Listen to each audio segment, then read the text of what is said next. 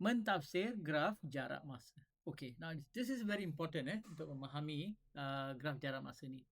Okay, so bagi ke di sini kalau kita lihat bagi 10 saat yang pertama, kita lihat graf ini dia mencondong ke atas. So ini dikenali sebagai kecerunan positif. Okey. Nah, bagi mereka yang tidak tahu, graf dianalisa mengikut dari sebelah kiri ke sebelah kanan. Jadi kita scan dari sebelah kiri ke sebelah kanan, dan kalau kamu sebenarnya lakukannya, kamu akan lihat dan graf itu menaik bukan menurun. Okey, so ini dikenali sebagai kecerunan positif. Nah, bagi graf jarak masa, kecerunan positif menunjukkan bahawa sesuatu kenderaan itu bergerak jauh daripada titik asal dia. That means dia menjauhi daripada titik asalnya. Right? Okay. That is nombor 1. Nombor 2 adalah graf ini menunjukkan kelajuan seragam. Okay, kelajuan seragam kerana perubahan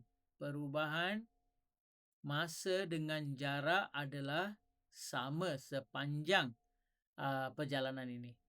Alright, so ini adalah menandakan kelajuan seragam. Jadi dua perkara.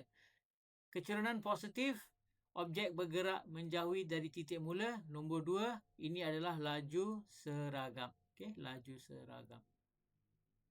Okey, kedua, kecerunan sifar. Kecerunan sifar adalah garis mengufur. Ini adalah kecerunan sifar. Okey, yang ini adalah kecerunan sifar.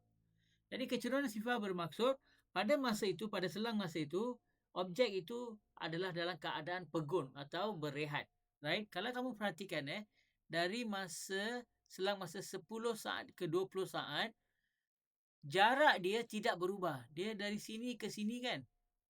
Jarak dia tak berubah. Jarak dia masih constant 50 km. So apa maksud dia? Maknanya objek itu tidak bergerak. Jadi bila kamu lihat sesuatu garis ataupun graf, bahagian graf yang mengufuk dan yang selari dengan paksi X, maka itu adalah situasi di mana objek itu tidak bergerak. Nah, ambil perhatian, ini hanya untuk graf jarak masa.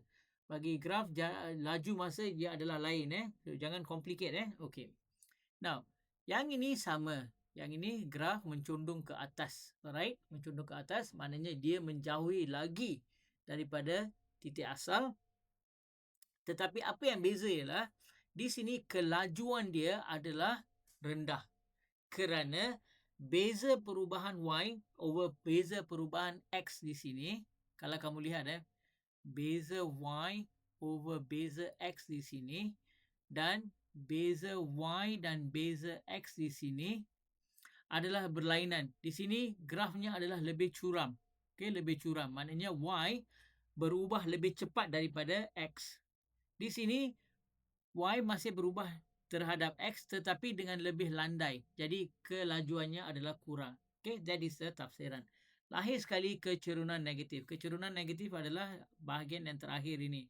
Di antara selang masa 30 dan 40.